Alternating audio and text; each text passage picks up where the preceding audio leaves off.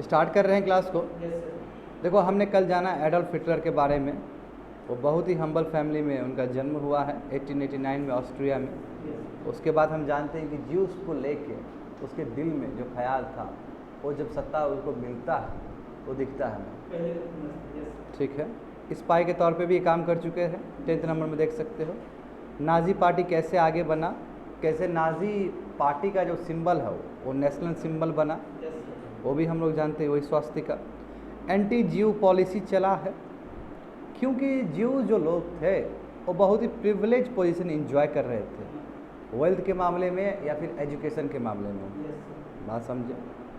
और इन लोगों को लगता था, नाजी पार्टी वाले लोगों को लगता था, ठीक है, व्हाट हैपेंड, क्या हुआ, हिटलर, इसलिए देखो, और हिटलर वाले लोग या फिर लाइक माइंडेड पर्सन्स वो सोच रहे थे कि क्या है कि ज्यूज एंटी नेशनल्स। तो हिटलर ने प्रयास किया है एंटी ज्यूज लॉज ला के। सबसे पहली बात है कि जर्मन सिटीजनशिप ख़त्म कर दिया गया उन लोग का, और बहुत ही हार्श मेजर्स लिए गए हैं उसको दबाने के लिए। और सोसाइटी में भी कल्चरली उसको बॉयकॉट करना शुरू कर दिया गया। कल बताया किसके। मिलिट्री रिफॉर्म्स देखो, जहाँ तक सवाल है मिलिट्री रिफॉर्म्स का, इसने फिर से अपने मिलिट्री को रीऑर्गेनाइज किया है। ठीक है, जर्मन को कहा कि मात्र जर्मन जो प्योर ब्लड है वही मिलिट्री सर्विस दे सकता है। कम माई जर्मन्स सबको बुला रहा है मिलिट्री में। ये टोटलिटेरियन यानी कि डिक्टेटरशिप, फुल डिक्टेटरशिप, ठीक है, एग्रेसिव फॉरेन पॉलिसी, वही फॉरेन पॉलिसी क्या होगा। फॉरेन पॉलिसी समझते हो कि जर्मनी किस तरह वर्ल्ड से कनेक्ट होगा, उसका क्या पॉलिसी होगा, that is called foreign policy. तो आज की क्लास में यहीं से स्टार्ट हुआ कि फॉरेन पॉलिसी क्या था हिटलर का। तो क्योंकि फॉरेन पॉलिसी रिस्पॉन्सिबल रहेगा फैक्टर आएगा युद्ध के लिए। तो बात करते हैं कि फॉरेन पॉलिसी ऑफ हिटलर। देखो, Hitler did not approve the treaty of Versailles. देखो, ट्रीटी ऑफ वर्साइल्स जो कि लाद दिया गया है, यानी कि इम्पोज किया गया ज़बरदस्ती, फोर्सफुली, बोला कि अब हम नहीं मानने वाले हैं। ठीक है, अब नो अप्रूवल। नंबर 1 कहा गया कि it was a dictated piece, hence it was a humiliating one. ये डिक्टेटेड पीस है, ज़बरदस्ती का पीस लाया गया है ये ट्रीटी ऑफ वर्साइल। ये क्या हुआ, इतना पैसा आप 660 पाउंड्स इतना ले रहे हैं, ठीक है, ये क्या होता है, बिलियन पाउंड्स लिया गया था, ये क्या होता है, ठीक है, ये ज़बरदस्ती ये पीस के नाम पे ठगा गया हम लोग को, हम नहीं देंगे इस चीज़ को। German people accept the policy of Hitler and accepted him as the leader. तो लगा कि वाह क्या बात है, ट्रीटी ऑफ वर्साइल्स पूरी तरीके से नेशनल प्रेस्टीज के अगेंस्ट था। जब इस तरह का बोल्ड लीडर कोई बोलता है कि हम मानेंगे ही नहीं, पीपल सब साथ में आ गया कि हाँ यही है जो हमको देगा, यही है जो नेशनल प्रेस्टीज देगा लौटा के जर्मनी को। लोगों का फेथ जुड़ गया उसमें। क्यों? क्योंकि जब ट्रीटी ऑफ वर्साइल्स लगा उसके ऊपर, तो जानते हो कि जो छवि है कंट्री का, जो छवि है कितना खराब हो गया था। जर्मनी जो कि इंग्लैंड के बराबर निकल रहा था रेस में, उसको तुमने पकड़ के नीचे खींच दिया फिर से। गुस्सा तो होगा उस बात का। कोई एक लीडर आके इस लेवल का काम कर दे, लोगों का कॉन्फिडेंस तो रखेगा ही वो, लेगा ही वो। समझ में आ रहा है। The important aspect of his foreign policy are given below. क्या क्या फॉरेन पॉलिसी में क्या क्या था उसका एलिमेंट सब देखो। Germany come out of the League of nation, LON, जो लीग ऑफ नेशन बना था ताकि सेकेंड वर्ल्ड वार ना हो, इस तरह का बड़ा इवेंट ना हो, वहाँ से वो निकल गया। लीग ऑफ नेशन क्या होता है हम जानेंगे, वो अलग से करेंगे, वो जो कि मैसिव फेलियर रहा है। तो लीग ऑफ नेशन से ही निकल गया। गजब बात है कि लीग ऑफ नेशन में विक्टर पावर्स तक नहीं थे सभी लोग, ये भी एक रीज़न था, बताए थे कभी क्लास में, समझे ना। तो देखो, following the League of nation disarmament conference on February 3, 1932, Hitler announce the withdrawal from the league. ठीक है, तो क्या किया इसने कि इसमें कहा गया कि डिसआर्ममेंट करना है, यानी कि आपको बारूद वगैरह यूज़ नहीं करना है। ठीक है, तो इस चीज़ से वो खफा था और वो 1932 को निकल गया, सिंपल LON से निकल गया, लीग ऑफ नेशन से निकल गया।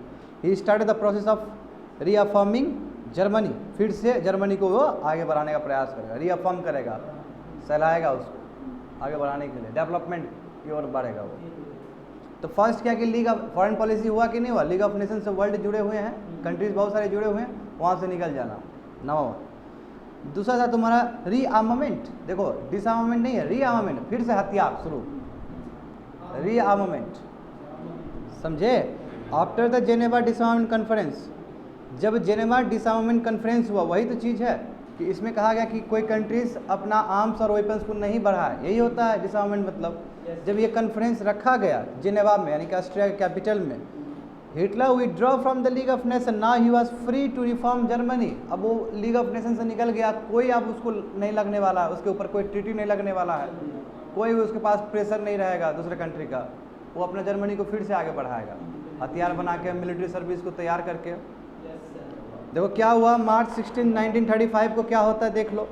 Hitler announce compulsory military training for all German people, हर एक जर्मन पीपल के लिए मिलिट्री तुम्हारा जो ट्रेनिंग होगा कंपल्सरी हो जाएगा।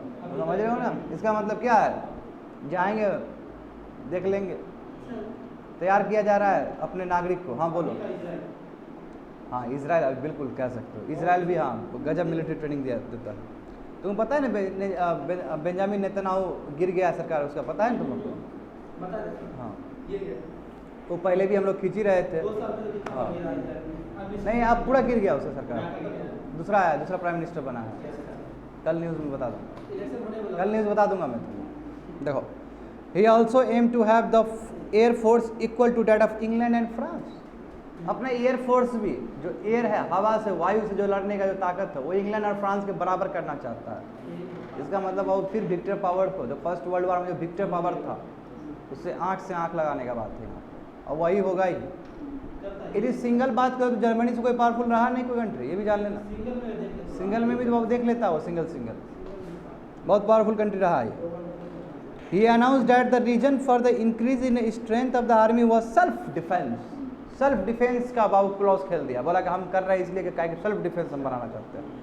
और वही है कि इच्छा और आकांक्षा बढ़ते जाता है लोग का, है ना, वही बढ़ते गया। But France and England have natural suspension over this actions of Hitler. और सस्पेंशन था जी, डर था, डाउट था, हिटलर कर रहा है, हिटलर वो सेल्फ डिफेंस के नाम पे बढ़ा रहा है, कल के दिन में हमको देगा टेंशन ही है, बात समझे। Therefore they convened a meeting of the Stresa in Switzerland and condemned the behavior of Hitler। इसलिए ये लोग क्या किए, कॉन्फ्रेंस किए, मीटिंग किए हैं, ठीक है, स्विट्जरलैंड में, और वहाँ पे कंडेम किए कि हिटलर का इस तरह का सेल्फ डिफेंस के नाम पे मिलिट्री ट्रेनिंग देना, मिलिट्री आर्मी को बढ़ाना, एयरफोर्स में अपना ताकत दिखाना, ये सभी हम इसको कंडेम करते हैं, निंदा करते हैं इसका। घड़ी तो ये बोले करो निंदा, हमको क्या मतलब, ठीक है ना। बाद में यूएस आएगा बाबू वो करने के लिए, सर थोड़ा सा शांत रहिए, ठीक है ना। वो भी तगड़ा है, यूएस भी बोलने इसलिए क्या कि एक कंट्री बहुत आगे जा रहा है ना, नहीं उसको रोकोगे तो बाबू बहुत आगे निकल जाएगा। But the condemnation did not affect Hitler for rearmament, कोई फर्क नहीं पड़ा, हथियार बढ़ाते चला गया, मिलिट्री सर्विस बढ़ाते चला गया, कोई फर्क नहीं पड़ता। हिटलर है, क्या फर्क पड़ेगा उसको। तो समझ में आया तुम लोग को फॉरेन पॉलिसी में पहला क्या कि लीग ऑफ नेशंस से निकल जाना, दूसरा क्या कि रीआर्मामेंट, फिर से हथियार पे काम करना, समझा, जिसकी वजह से फर्स्ट वर्ल्ड वॉर हुआ था। अब तीसरा जानेंगे मिलिटराइजेशन ऑफ राइनलैंड। राइनलैंड याद करो तुम लोग, जो राइनलैंड था, राइनलैंड याद है तुम लोग को कि नहीं याद है? हाँ अब बिल्कुल राइनलैंड, एक बार जाकर मैप देखो, सबसे नीचे भी देख, अच्छा नहीं ऊपर देखो जाकर मैप, राइनलैंड देखो जरा,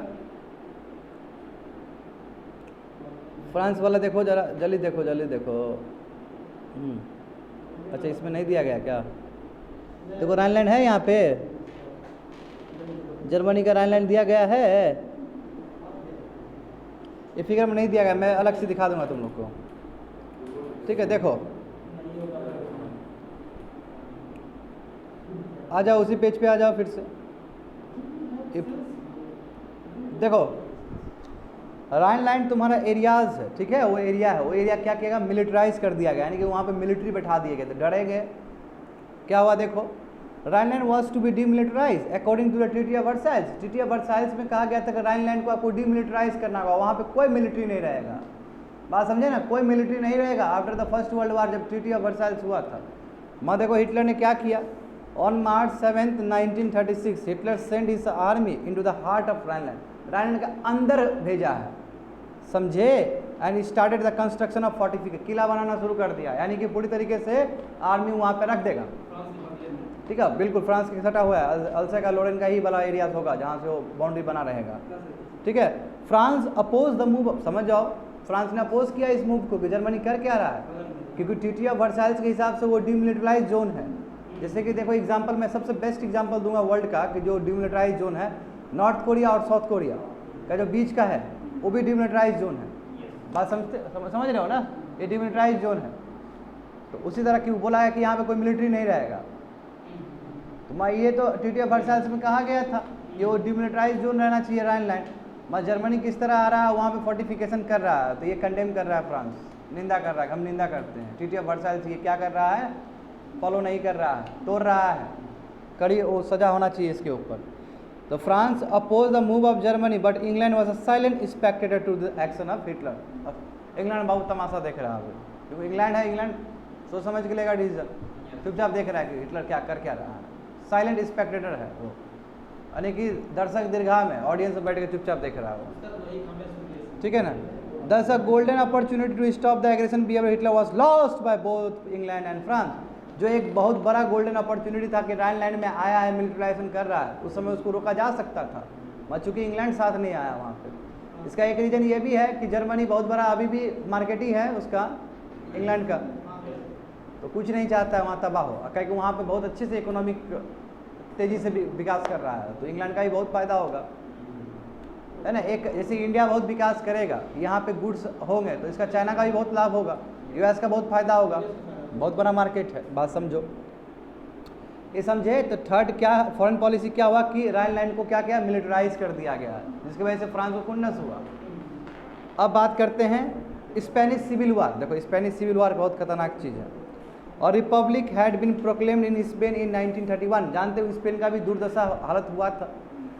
अल्टीमेटली फर्स्ट वर्ल्ड वार के बाद 1931 में स्पेन में भी रिपब्लिक सिस्टम आया, यानी कि डेमोक्रेटिक सिस्टम वहाँ पे भी आया, सेटअप हुआ स्पेन में। जान रहे हो स्पेन, ये वाला पोर्टुगल के बगल में जो है स्पेन है, बिल्कुल, जहाँ से तुम्हारा गाना बहुत फेमस है, डेस्पासितो वाला जो गाना है स्पेन का ही।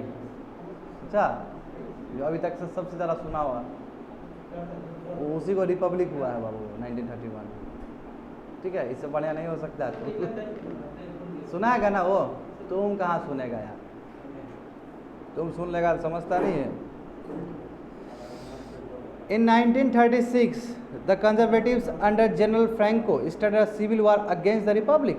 देखो क्या हुआ, सिविल वार स्टार्ट हो गया फ्रांस में, इसमें स्पेन में। देखो स्पेन में ये स्टार्ट हो गया कि जो कंजर्वेटिव्स थे, जो कंजर्वेटिव, जो पुराने सोच वाले लोग थे, वो बोले क्या होता है रिपब्लिक, क्या होता है डेमोक्रेटिक, फालतू का चीज़ है। तो सिविल वार शुरू हो गया वहाँ पे, ठीक है, under the leadership of general Franco. तो फ्रैंको भी कह सकते हो कि फ्रैंको का भी जो विचारधारा था, बिल्कुल हमने पिछले चाणक्य के नोट से तुम लोग को बताया है कि फ्रैंको, स्पेन में भी फ्रैंको हिटलर के टाइप का, जैसे तुम्हारा मसूरिनी था, बताया था मैंने, याद करो, वही चीज़ बताया जा रहा है यहाँ पे, ठीक है, against the republic. Now Germany and Italy supported Franco. समझ में आया, समझ में आया। Whereas Russia supported the republicans, Russia ने इसको सपोर्ट कर दिया, रिपब्लिकन को। The republicans were defeated and the dictators of Franco was established. तो जर्मनी के पैटर्न में ही, इटली के पैटर्न में, यहाँ पे भी तानाशाह आया, फ्रैंको नाम है, ठीक है। स्पेन में आ गया, फिर एक तानाशाह आ गया। क्यों? जर्मनी और इटली सपोर्ट कर रहा है, सही है, हमारे लाइन पे ही चल रहा है, ये लोग फासिज्म नाजिज्म टाइप का ही है, सपोर्ट करेगा। The net result of the Spanish Civil War was that it helped Italy and Germany to come closer and later their friendship was converted into a treaty। इससे क्या हुआ कि common cause के लिए, Spain का cause के लिए Italy भी इस तरफ से आया, जर्मनी भी इस तरफ से आया, तो बाइंड हो गया, जर्मनी और इटली हो गया, एक ट्रीटी साइन हुआ। बाद में तुम लोग को दिखेगा सेकंड वर्ल्ड वार में भी ये सब चीज़, तो एक ट्रीटी, एक बॉन्ड हुआ। और सब में क्या है, तानाशाह है, डिक्टेटर है, उसका भी सॉफ्ट कॉर्नर रहेगा। हाँ, तो जनरल फ्रैंको देख लो, तुम लोग की तरह ही जगह मिलता है इनका भी। एंटी कमिंटन, हाँ, एंटी कमिंटन पैक्ट, ये क्या है? देखो ये पैक्ट समझना होगा। अभी जस्ट बोले ना, दोनों साथ में आ गया, तो कुछ तो हुआ होगा। देखो कि इन अक्टूबर 1936, देखो इवेंट्स अब देख लो। On the basis of an agreement Germany approved Italian control. Germany ने अप्रूव किया कि इटालियन कंट्रोल कर सकता है। देखो इटालियन बार बार बोल रहा था ना कि हमारा एड्रियाटिक सी में बहुत सारा लैंड है, ऑटोमन एम्पायर हमारा बहुत सारा लैंड लेकर रखा हुआ है, हमारे इटालियंस बोलने वाले हैं। जर्मनी ने अप्रूव कर दिया। जर्मनी बोला I will help you to get your land back, समझा? तो देखो क्या हुआ है, वही बोला कि on the basis of the agreement Germany approve Italian control. हम अप्रूव करते हैं कि जो तुम्हारा जो एबिसिनिया है उस पर तुम कंट्रोल कर सकते हो। And Italy granted permission to Hitler to annex Austria with Germany. बोला कि ऑस्ट्रिया को तुम एनेक्स करके रख लो, हम करते हैं। ये तो बहुत एरिया सटा हुआ है ना, देख रहे हो ना, इटली और जर्मनी सटा हुआ एरिया है। ये बोला कि ठीक है हमको एबिस्मेनिया में दे दो जगह, ये बोला कि ठीक है तुम ऑस्ट्रिया को अंडर रख लो, ठीक है। और ऐसे भी हिटलर चाह ही रहा था बहुत दिन से कि ऑस्ट्रिया कैसे ले आए अंदर, क्योंकि ऑस्ट्रिया भी क्या है, जर्मनी स्पीकिंग पीपल है, समझे। देयरफॉर हिटलर ने क्या किया, नवंबर 1936 को sign anti Comintern pact with Japan, another enemy of Russia. देखो दुश्मन दुश्मन भाई दोस्त वाला नहीं होता जो कहानी, रसिया का दुश्मन जापान, जर्मनी का भी दुश्मन रसिया, तो जापान का दोस्ती हो जाएगा इसके साथ। तो जापान के साथ भी तुम्हारा एंटी कमिंटन पैक्ट साइन हुआ जापान के साथ। ये भी एक दूसरा एनिमी है रसिया, क्यों जानते हो, पानी पिला कर रख दिया है 1905 में उसको, जापान ने पानी पिला कर रख दिया था इतना रसिया को 1905 में, याद करो। इससे हमारा इंडिया में भी काफ़ी इंटरनेशनल हैपनिंग से प्रभावित हुआ है हमारा इंडिया भी, बताते तो तुम लोग को वो INM में इंडियन नेशनल मूवमेंट बताए थे चीज़। हाँ बिल्कुल बिल्कुल बिल्कुल बिल्कुल यही सब चीज़ें रिलेटेड है। तो एंटी तुम्हारा जो कमिंटन पैक्ट जो है किसके साथ साइन हुआ है, जर्मनी का साइन हुआ, जर्मनी का साइन हुआ जापान के साथ। देखो नवंबर 1937 में क्या हुआ कि Italy was admitted into the alliance, अब इटली भी आ रहा है। तो समझ रहे हो कि ये जो पावर बना है जो कि अलग अलग है और फिर भी कैसे क्लोज आया है, तो समझना होगा ये तुम। This anti Comintern pact was otherwise called as Rome Berlin Tokyo axis, तो सबका कैपिटल है, रोम इटली का कैपिटल है, बर्लिन तुम्हारा जर्मनी का कैपिटल है, तुम्हारा टोक्यो का कैपिटल है, ये एक्सिस, 3 कंट्री का एक्सिस हुआ ये। यही बाद में जाकर तुम्हारा क्या होगा, एक ब्लॉक को रिप्रेजेंट करेगा सेकेंड वर्ल्ड वॉर में। दिस एक्सिस, यही एक्सिस पावर कहेंगे, this axis form against England, France and Russia. बात करता हूँ फिर से हो गया वही चीज। This was the beginning of the second world war, यहाँ सेकेंड वर्ल्ड वॉर का स्टार्ट होता है, समझा। सेकेंड वर्ल्ड वॉर के लिए क्या भूमिका तैयार हुआ है यहाँ पे, Nazism grew in Germany under Hitler, Nazism एकदम तेजी से बढ़ा। देखिए कब हुआ, सेकेंड वर्ल्ड 1939 से वो स्टार्ट हुआ है, ये 36 में ये डेवलपमेंट हो रहा है, यानी कि बुनियादी जो ढांचा है, इन्वायरमेंट है, वो क्रिएट हो रहा है। 3 पावर एक फिर से आ रहा है, फिर इधर 3 पावर, क्या करेगा। और देखो it stood for aggressive nationalism, authoritarianism and the leadership principle. क्या बोला, ये पूरी तरीके से क्या करेगा, मैड नेशनलिज्म को मार, ये टोटल ये डिक्टेटरशिप वाला प्रिंसिपल और लीडरशिप प्रिंसिपल, जो हम बोल दिया वही होगा। ये पूरी तरीके से तुम्हारा एंटी कमिटन पॉलिसी पैक्ट यही था। अनबिकमिंग जर्मनी चांसलर इन 1933, बताओ बस उसको 3 साल तो हुआ ही आया हुआ हिटलर को, 1933 में चांसलर बना। हिटलर अंडरटूक अ रीआर्मामेंट प्रोग्राम, फिर से हथियार उतियार वेपन्स मिलिट्री सर्विस फिर से तैयार। His aggressive foreign policy led to the second world war undoubtedly. ना ये इतना वेपन्स बनाता, ना एयरफोर्स को इतना तगड़ा तैयार करता, ना इतना अच्छा अलायंस बनाता, ना ही सेकेंड वर्ल्ड वॉर होता।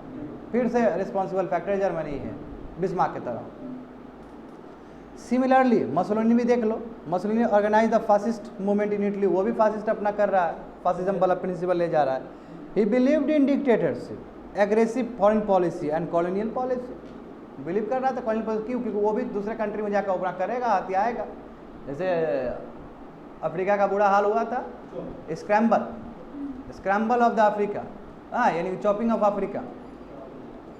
दस he emerged as the second Duce और a supreme commander, supreme commander के तौर पे तुम्हारा मसोलिनी भी इटली में हुआ था, जैसे तुम्हारा जर्मनी में हुआ है Hitler. The emergence of dictatorship in Europe pave the way for the second world war, जो डिक्टेटरशिप का जो उदय हुआ है कहीं ना कहीं यही धकेल दिया वर्ल्ड वॉर में सबको ले जाके, तो मान ही नहीं रहा है वो। तो डिक्टेटरशिप होना भी कितना खतरनाक चीज़ है, यानी कि देश जाए भाड़ में, लड़ना है तो लड़ना है। तो इस तरह हम कंक्लूड किए हैं जो भी तुमको जानना था कि वर्ल्ड वार तक पहुंचने, यानी कि हिटलर का जो ये जो तौर तरीका है, इसने कैसे वर्ल्ड वार में धकेला है सबको। तो 2 क्वेश्चंस है तुम लोग का यूपीएससी पॉइंट ऑफ व्यू से, यहाँ पे कह सकते हो कि what were the reasons behind the western power following a policy of appeasement towards Germany in the years before world war 2। अभी वर्ल्ड वार 2 से पहले पॉलिसी ऑफ अपीजमेंट बोले थे ना, यूएस कर रहा था, क्या था, क्या रीजन्स था, इसलिए कि वो बहुत आगे बढ़ गया ये सब। और ये लोग का तैयार हो रहा था ब्लॉक्स, ये लोग चाह रहा था कि जो फर्स्ट वर्ल्ड वॉर का जो इतना गंदा अनुभव रहा ये फिर से ना दोहराए, इसलिए पॉलिसी ऑफ अपीजमेंट किया जा रहा है, रोकने के लिए प्यार से। मैं नहीं माना ये सब।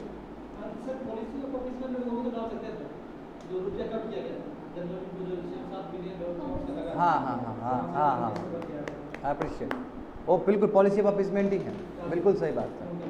ठीक है, give an account of the rise of dictatorship in Germany and Italy. क्या रीज़न है जर्मनी में या इटली में डिक्टेटरशिप का बढ़ना? जानते हो कंडीशन खराब था दोनों का, नेशनल कन्वेंशन काम नहीं कर रहा था वहाँ पे, नेशनल रिपब्लिक काम नहीं कर रहा था वहाँ पे, मौजूदा जो सरकार था उसने वो सोल्यूशन नहीं दिया, क्या करता, सत्ता पलट गया।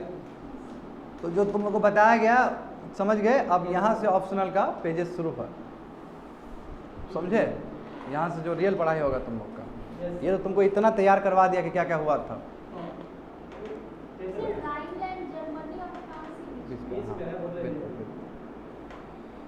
ठीक है ना?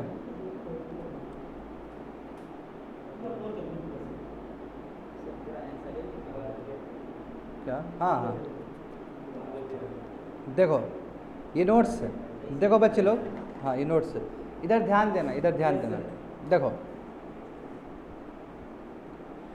11 नवंबर 1918 को जर्मनी ने सरेंडर कर दिया, वार एंड हो गया।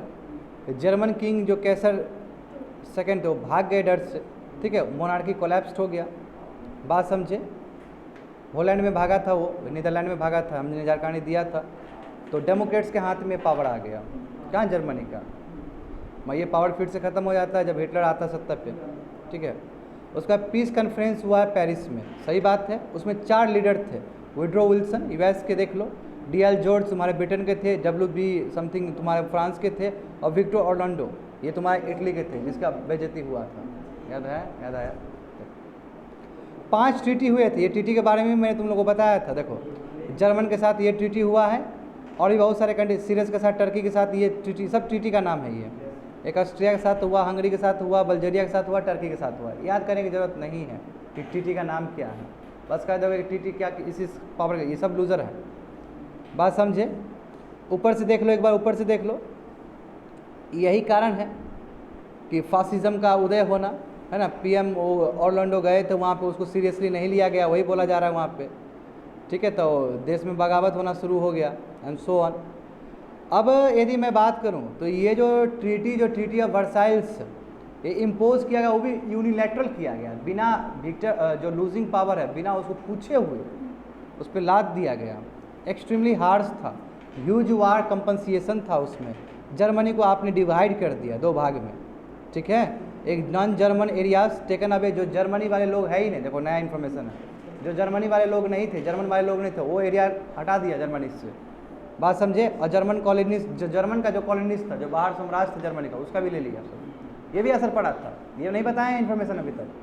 अब इसलिए अब ऑप्शनल के पॉइंट ऑफ व्यू से पढ़ोगे, ज़्यादा पढ़ोगे इसके बारे में, ठीक है। एक्सट्रीमली ह्यूमिलेटिंग ट्रीटी था ये, ठीक है। सीरियस इसका इफेक्ट पड़ा है।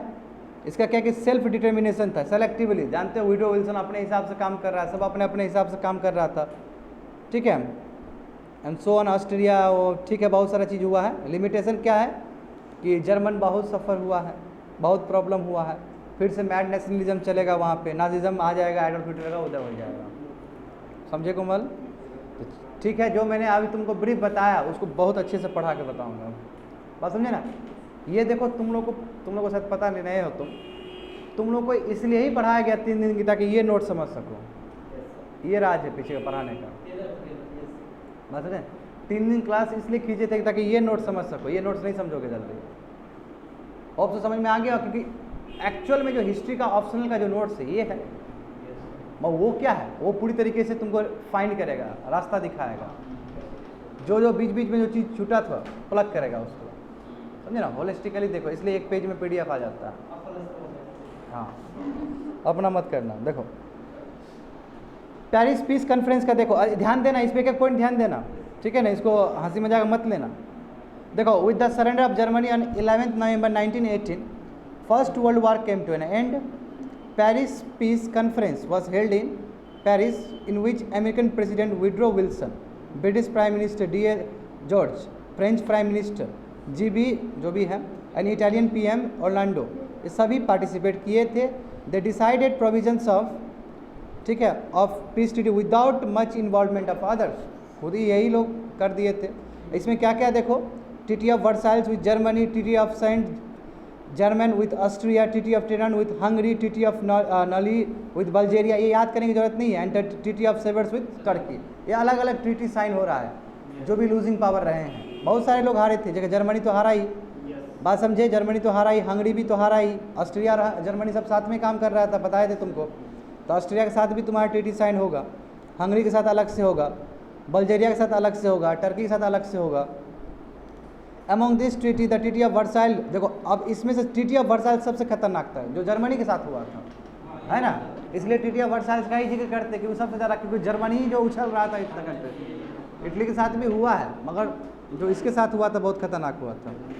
सॉरी, इटली बोल रहे हैं, बाकी सबके साथ जो हुआ था, जैसे टर्की के साथ भी हुआ है, उतना ज़्यादा नहीं किया गया उसको। Among this treaty the treaty of Versailles most harsh था, क्यों, Germany was biggest power on losing side. समझ गए रीजन। तो हम इसका क्रिटिकल एग्जामिनेशन करेंगे कि ट्रीटी ऑफ वर्साइल इतना हार्श क्यों था, इतना ह्यूमिलेटिंग क्यों था। तो समझ जाओगे इसमें कि treaty of Versailles science on, देखो 28 जून 1919 with German representative in the central hall of mirrors of palace of Versailles. Versailles जगह का नाम है, वहाँ पे एक सेंट्रल हॉल, बहुत बड़ा हॉल है, वहाँ पे साइन हुआ है ये चीज़। Where proclamation of German unification was issued 15 years ago. देखो गजब बात है, इसी हॉल में 50 साल पहले जर्मन यूनिफिकेशन हुआ था बिस्मार्क के अंडर, याद करो, लगभग 50 साल पहले। 1919 को 50 साल रिड्यूस करो, कितना होगा, हाँ 1871 के आसपास आ ही जाएगा, बिल्कुल। तो 50 साल लगभग पहले इस हॉल में तकदीर हुआ था जर्मनी का भाग। अब बताओ, अभी भी तय हो रहा है, बर्बादी हो रहा है।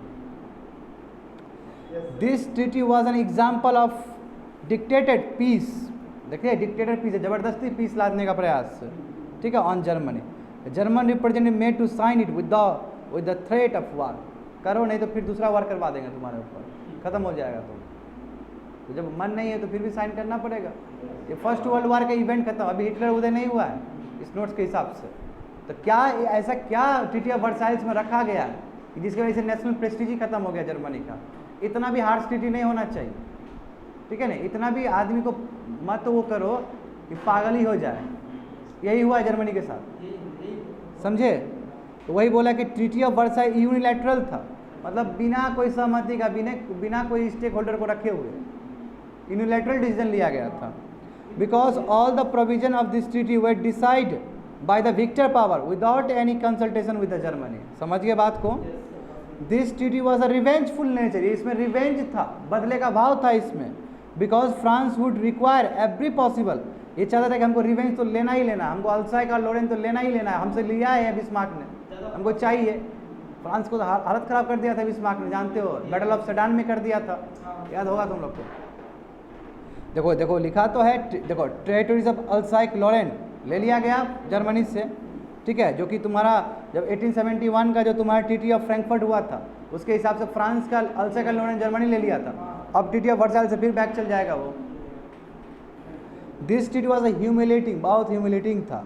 The German representative were not even allowed to seat while signing the treaty. इतना बुरा हाल कर, बैठ नहीं सकता, उठो, खड़े रहो, लूजिंग पावर है तुम लोग। इतना ह्यूमिलेशन किया गया है, बात समझे, इस लेवल तक का ह्यूमिलेशन हुआ है। The treaty of Versailles had serious practical defects, उसमें बहुत ही डिफेक्ट्स है उसके अंदर। क्या है देखो कि Germany was divided into 2 parts, 2 भाग में डिवाइड कर दिया गया, ठीक है, to provide Poland and access to sea. ताकि क्या किया गया, ताकि वो क्या हो, वहाँ पोलैंड हो। देखो पोलैंड बगल में सटा हुआ है कि नहीं है जर्मनी का, ठीक है। बाद में पोलैंड को रख लिया इसने, हिटलर ने ये पोलैंड को अपना बनाने की कोशिश किया ताकि वो रसिया पे भी फतेह हासिल कर सके। वो तो चल, हिटलर तो भेज दिया था रसिया को कैप्चर करने के लिए, वो इतना ठंडी है, वहाँ मर गया था उसका सैनिक सब, तो फिर भाग के आया है वो। नहीं तो बाबा हिटलर ये रसिया को भी ले लेता। मगर रसिया का जानता है आर्टिक ओशन पड़ता है, ऊपर आर्टिक सर्कल में पड़ता है, हालत ख़राब हो गया था। तो ये देखो इससे रिलेटेड है इस इवेंट से। देखो कि जर्मनी को 2 भाग में डिवाइड किया गया ताकि पोलैंड क्या हो, सी से एक्सेस हो सके। सी से ऊपर वाला जो सी देख रहा हो तुम लोग को मिल रहा है ना, इसका इंडियन कंट्री से ऊपर है तो स्वीडन सब देख रहे हो, ये ताकि सी वहाँ पे एक्सेसिबल हो जाए। Germans were not even allowed to cross this pole, ये तुम्हारा जो पुलिस कॉरिडोर, ये जो तुम्हारा पोलैंड में तुम नहीं जा सकते हो, ये पूरी तरीके से पोलैंड को दे दिया गया। उस एरिया में तुम जा ही नहीं सकते हो जर्मन्स, यानी कि जर्मन को पूरा रिस्ट्रिक्ट कर दिया गया है कि फिर से वो नेवल पावर बेस नहीं बन सके। समझ में आओ, जो ब्रिटेन है, हाँ ऊपर बाल्टिक सी, बिल्कुल बाल्टिक सी है। बाल्टिक से। जर्मन मिलिट्री वॉज लिमिटेड, ठीक है, to taken that was not sufficient to maintain German wide, क्या है white, while more than 70% of German industrial areas वो टेकन अवे, जो इंडस्ट्रियल एरियाज था जर्मनी का वो ले लिया, ठीक है। Extremely heavy demands for war indemnity amounting rupees, देखो ये बताए थे कि नहीं बताए, 6,600 मिलियन पाउंड्स इम्पोज किया गया जर्मनी के ऊपर।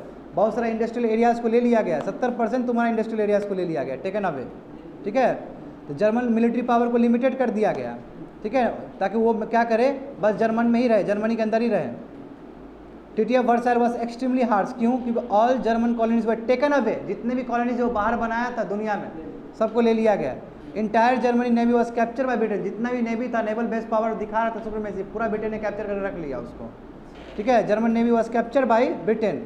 जर्मन कोल्ड रीच जो एरिया था, सार करके एरिया था, वो भी फ्रांस को दे दिया गया 15 साल के लिए। देखता कितना स्विच हुआ है, फ्रांस का लिया था, अब इसको इस जर्मनी का ले रहा है। टिट फॉर टैट वाला सिचुएशन है यहाँ पे। Treaty of Versailles also suffered from serious moral defects, पता है इसमें मोरल वैल्यूज का भी डिफेक्ट्स था उसमें, ठीक है ना। एक तो होता है कि ये क्या चीज़ सही है क्या गलत है, इंसानियत भी नहीं है। देखो क्यों बोला गया, देखो यहाँ पे कि principle of self determination was use selectively against Germany. Germany को बाबू जिस तरह रौंद रहा है रौंद दो, यूएस अपने तरीके से जर्मनी को यूज़ किया है ना, ब्रिटेन ने अपने तरीके से यूज़ किया, जो जो फायदा मिला अपने हिसाब से किया है, फायदा लिया है, ठीक है। White non Germans were given the right to decide the future, जो वाइट नॉन जर्मन है, जो नॉन जर्मन है, जो जर्मनी में रह रहा है, भाई तुम अपना फ्यूचर खुद डिसाइड करो। कौन होता है जर्मनी वाला तुमको स्टेट तुमको करने वाला, यानी कि बगावत का बू दे दिए इसके अंदर आप, है ना, बात समझे। Such rights they deny to Germany, और इस तरह का राइट जर्मनी को नहीं मिलेगा। जर्मन पीपल स्लेव टाइप का बन जाएगा, और उसको जो दूसरे वाले वाइट है, जो इंग्लैंड से आए होंगे, जो फ्रांस से आए होंगे, उसको दे दिया कि you have right to move, you have right to open business anything. तो यानी कि फुल डिस्क्रिमिनेटरी तुम्हारा नेचर दिखा, तो ऐसा तो नहीं होना चाहिए, समझे। 3 मिलियन जर्मन्स वर लेफ्ट इन तुम्हारा जो चेकोस्लोवाकिया वाला जो एरिया था, वहाँ से क्या हो गया, 3 मिलियन लेफ्ट हो गए वहाँ से। 1 million Germans were left in Poland, nobody heard their voice. एक 3 लाख तुम्हारा 3 मिलियन है कि 30 लाख, तुम्हारा 10 लाख तुम्हारा जर्मन्स क्या हो, पोलैंड को छोड़ना पड़ा वहाँ से, क्योंकि पोलैंड को अलग सेपरेट बना दिया गया लोग, ताकि वो बाल्टिक सी में एसेस ना कर सके। तो बात समझ रहे हो कि यानी कि जर्मन जो थे त्राइमाम हो गया, यदि तो बगल के एडजॉइनिंग एरियाज में रह रहे थे तब, यानी कि जर्मन के साथ बहुत बुरा हुआ है ना। तो कॉन्सिक्वेंस क्या हुआ, देखो कॉन्सिक्वेंस यही है, जानते हो तुम लोग, इसका कॉन्सिक्वेंस ये है कि treaty of Versaille push German into the extremely severe economic hardship, economic crisis, full economic crisis. एक तो पूरा ह्यूमिलेशन हुआ है आपका, as a result extreme radical nationalism आना शुरू हो जाएगा कंट्री में। जर्मनी में नाजिज्म अंडर हिटलर, ठीक है, एक क्लासिकल एग्जाम्पल है। नाइज्म जैसे जर्मनी में बढ़ा, क्या है ये, इसे लग गया कि एक क्लाउड आ गया कि हाँ डिवास्टेटिंग वार होगा आने वाले फ्यूचर में, ठीक है, क्योंकि हिटलर का आना ही संकेत दे दिया कि बहुत बड़ा वार होने वाला है फ्यूचर में। स्टार्टेड गैलोरिंग ओवर द हॉरिजन्स, ये सब देखो लिखने का तौर तरीका देखो कितना बढ़िया इंग्लिश लिखा है, कि क्षितिज पे बाबू लग रहा था कि वार होने वाला है। इसका मतलब ये हुआ कि मतलब लग रहा था, ऐसा मतलब संकेत था। Because Adolf Hitler violated the provision of treaty of Versailles wilfully. One Hitler attack Poland, जब पोलैंड में अटैक किया 1939 में, देखो वहीं से शुरू हुआ second world war start begin. वहाँ पे देखो जब मरा था ड्यूक फ्रेंच मरा था जो वहाँ पे ऑस्ट्रिया का, वो इमीडिएट रीजन था। यहाँ पे जो पोलैंड को अटैक किया वो इमीडिएट रीजन बना है। ये बताऊंगा मैं, सेकेंड वर्ल्ड वार पे पहुँचूंगा तो मैं बताऊंगा तुमको ये चीज़, ठीक है। That is why it is rightly commented, इसलिए कहा जाता है कि ट्रीटी ऑफ वर्साइली तुम्हारा क्या अमिस्ट है, इसी में आम छुपा हुआ था, इसी में बदला का भाव छुपा हुआ था, जिसकी वजह से जर्मनी को बदला लेते क्या किया, मतलब बदला लेने के दरमियान क्या हुआ कि सेकेंड वर्ल्ड वार हो गया। Treaty of Versailles contained germs और seeds of another war in future, सही बात है ना, इसमें वो बू था उसके अंदर। Treaty of Versailles was responsible for the rise of Nazism in Germany, सही बात है। अब देखेंगे कि देखो कैसे ट्रीटी ऑफ वर्साइल्स की वजह से नाजिज्म का जन्म हुआ है, तो फासिज्म का भी जन्म इसी तरह हुआ है, क्योंकि ऑर्लैंडो को तुमने सीरियस लिया ही नहीं, पीएम को, लंदन ऑफ ट्रीटी को यूएस ने लिया ही नहीं। यूएस ने जो लंदन ट्रीटी हुआ था 1915 में इटली का, इसके साथ इंग्लैंड के साथ, वो यूएस ने सीरियस नहीं लिया है। तो हम कहेंगे कि यहाँ पे भी ट्रीटी ऑफ वर्साइल्स ही है नाजिज्म का उदय होने का कारण, और उधर भी फासिज्म का भी यही रहेगा। वो जान लेते हैं आज क्लास में, देन विल ओवर। फासिज्म जो आइडियोलॉजी है वो फासिस्ट पार्टी का ही है, तुम्हारा बेनिटो मुसोलिनी का, जानते हो तुम लोग। फासिज्म इमर्ज हुआ इटली में, ठीक है, after the first world war. Limitation क्या है, वही पेरिस पीस ही तुम्हारा कॉन्फ्रेंस ही सबसे बड़ा रोल प्ले किया है। इटली फर्स्ट वर्ल्ड वॉर में आया था एंटोन पावर के तरफ से, हाँ, ट्रीटी ऑफ लंदन साइन करके, ठीक है। Through that treaty Italy was promise का कि आपको बहुत सारा गेन मिलेगा, but this promise way not kept bye Britain. इसने जो विक्टर पावर उसने रखा ही नहीं वार के बाद। इटली बताओ 6.5 लाख उसका लाइफ लोग मरा है वहाँ पे। फाइनेंशियल कॉस्ट का बात करेंगे तो more than 12.3 billion US dollar ख़त्म हुआ है उसका, मगर मिला कुछ नहीं। सब लोग मरे, पैसा ख़त्म हुआ, मगर कुछ नहीं मिला। खुन्ना से आएगा इस चीज़ का, गुस्सा रहेगा इस चीज़ का। अच्छा डबल आ गया, चलो। तो इटली वांटेड टेरिटरीज, इटली चाहता था कि ट्रेस्टोय, याद करो, ट्रेल, ट्रेंजिनिया, जाड़ा, ये सभी जो तुम्हारा एरिया है, तुम्हारा एड्राइटिक सी का बहुत सारा एरिया वो चाहेगा। ऑटोमन एम्पायर का बहुत सारा टेरिटरी है वो चाहेगा, क्योंकि इटली का वो अपना क्या है, इटालियन वाले भाषा बोलने वाले लोग हैं वहाँ पे। But history and treaty was not given, मगर बहुत सारा एरिया उसको दिया ही नहीं गया। तो इटालियन जो प्राइम मिनिस्टर थे उसको सीरियसली भी नहीं लिया गया है, ठीक है। तो उनको ह्यूमिलेशन लगा और बीच में छोड़ के चले आए थे। ये मैंने बता दिया था पहले भी।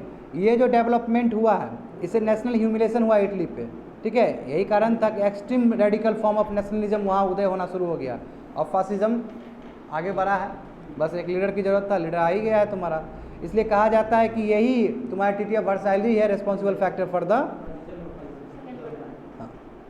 और भी क्या फैक्टर थे, एक तो सबसे बड़ा एंटी कम्युनिस्ट वाला फैक्टर बेनिटो मुसोलिनी, ठीक है, पॉलिटिकल इंस्टेबिलिटी, ये जानेंगे कल क्लास में जानेंगे, ठीक है।